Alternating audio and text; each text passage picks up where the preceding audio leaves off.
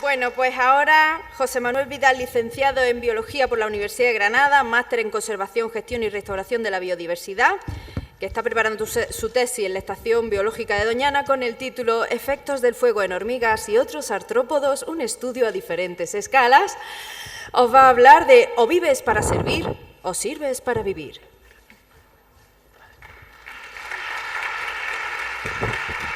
Muchas gracias. Me encanta esta pantalla, es lo primero que tengo que decir, ¿eh? La verdad es que, madre mía, qué cacho de pantalla, qué bien se ve todo. Bueno, el altruismo lleva con nosotros un montonazo de tiempo, pero el origen del término no se originó como tal, como término, hasta 1851 por el filósofo Augusto Comte, el cual pues, estaba buscando el término opuesto para la palabra egoísmo, porque generosidad no terminaba de serlo, porque en ella no se especificaba que el beneficiario de la misma fuera la otra persona precisamente. Un acto altruista es una acción que supone un coste para un individuo al cual denominamos donante y que a su vez supone un beneficio para uno o más individuos que son los receptores. Para que sea un verdadero acto altruista, esta acción para el donante no debe suponer ningún beneficio. Y en términos evolutivos hablamos de costes y beneficios como éxito reproductor y supervivencia. Un ejemplo típico es los insectos sociales, como por ejemplo hormigas, termitas, abejas, avispas y otros muchos, los cuales viven formando colonias en las que la mayoría de los individuos no se reproducen, sino que trabajan para las reinas, los machos que con ellas copulan y también la descendencia que ellos producen, ¿no? Es decir, un gran coste para un grupo de individuos y un gran beneficio para otros. En algunas especies de insectos existen pues, sociedades más complejas que se conocen con el nombre de eusociedades. Para que se dé una eusociedad, pues debe existir al menos dos castas o grupos de individuos dentro de la sociedad. Un grupo de individuos que solo se reproduce, que son los reproductores, y un grupo de individuos que llevan a cabo todas aquellas tareas para que el primer grupo se reproduzca. Son los trabajadores. En la mayoría de los ejemplos, los trabajadores son hembras y lo conocemos con el nombre de obrera. No sé si estáis pensando en algún animal en particular. Yo mira por dónde sí. Y es que en el fascinante mundo de las hormigas llueven los ejemplos de altruismo extremo. Veamos algunos ejemplos. Para sobrevivir a las inundaciones de la Amazonía, en tan solo 2 minutos, la hormiga de fuego solenosis invicta es capaz de construir una balsa con sus propios cuerpos. Ojo al dato, con sus propios cuerpos. Y esta balsa es capaz de navegar durante meses hasta toparse con tierra firme.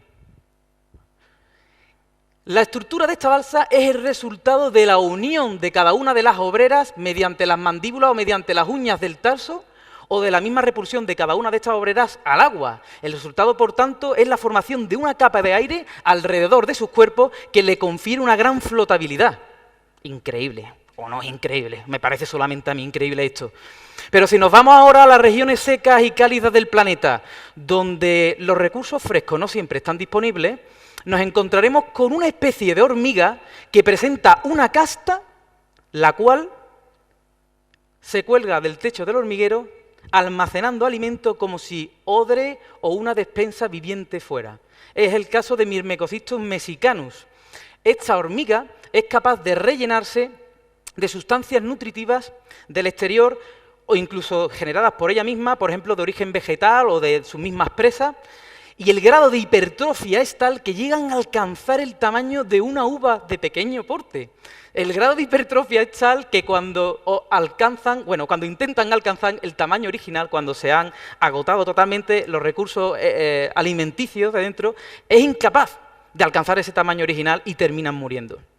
Como último ejemplo vamos a poner a las hormigas cortadoras de hojas. Estas en concreto son las del género Ata. Si damos un paseíto por Sudamérica es muy probable que nos las encontremos. Estas hormigas, como su propio nombre indica, cortan trocitos de hojas y luego los llevan al hormiguero. Hormigueros compuestos por cientos a miles de millones de individuos. telita.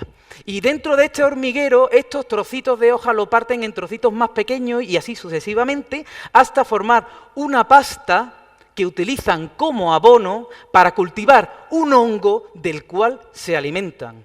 Y nosotros pensando que habíamos descubierto la agricultura. Este proceso de horticultura en el que se fragmentan trozos de hoja y en el que se cultiva un hongo tiene lugar dentro del hormiguero, por supuesto, y se parece mucho a una compleja cadena de montaje, en el que tiene lugar en diversas etapas y para cada una de estas etapas hay una casta especializada para llevarla, para ejecutar esta etapa, ¿vale? Es una organización del trabajo en función del tamaño. Impresionante este ejemplo de eusociedad avanzada. Pero bueno, a estas alturas supongo que ya algunos de vosotros habrá olido algo, bueno, habrá dicho, esto hay algo aquí que huele raro, que huele un poquito nada más que regular. Y es que si la selección natural penaliza a aquellos individuos que no maximizan su número de descendientes para la siguiente generación, ¿cómo es posible que tenga lugar este comportamiento altruista en un grupo de individuos que no se reproducen y que solo trabajan para otro grupo de individuos? Pues la respuesta a esta pregunta no es del todo fácil. Incluso el propio Darwin admitió que le planteaba un pequeño problemita para su teoría. Pero después de haber dado estas pinceladas de biodiversidad, es cuando entra en escena el sexo y la genética, para jugar un papel muy importante. Y es que pensad, si todas las obreras vienen de la misma madre, de la misma reina, son hermanas. Es decir, están estrechamente emparentadas entre sí. Y esto es lo que inspiró al caballero, el señorito Hamilton, a elaborar su teoría de selección de parentesco, mediante la cual decía, pues se puede entender muchísimo más la eficacia biológica si en vez de considerar el número de hijos que pasa a la siguiente generación, consideramos el número de copias de gen que pasa a la siguiente generación. Y mira por dónde en el maravilloso mundo de las hormigas se da, y también en los demás himenópteros, se da una reproducción muy peculiar que se conoce con el nombre de haplodiploidía. En esa reproducción, las hembras, guiño a Leti, las hembras nacen de huevos fecundados, es decir, que son diploides, presentan dos juegos de cromosomas, y los machos nacen de huevos sin fecundar, es decir, que son haploides, solo presentan un juego de cromosomas. Y gracias a las bonitas leyes de la heredabilidad, las hembras, las obreras hembras, son capaces de llegar a compartir el 75% de la información genética, o dicho de otra manera, les sale más rentable sacar hermanas para adelante con las cuales comparte el 75% de la relación genética a sacar hijos para adelante con los que solo van a compartir el 50% de la información genética. Entonces, ¿estamos hablando de un verdadero acto altruista? Ojo, desde el punto de vista comportamental, sí, pero no desde el punto de vista genético. Pronto se destacó que esta estrecha relación de parentesco se contrastaba con esta escasa relación de parentesco entre hermanas y sus hermanos machos. ¡Ay! Tan solo del 25%, por lo que la haplodiploidía por sí sola no sería capaz de explicar este comportamiento altruista. Y hay que contar con otros factores que mira por dónde se dan.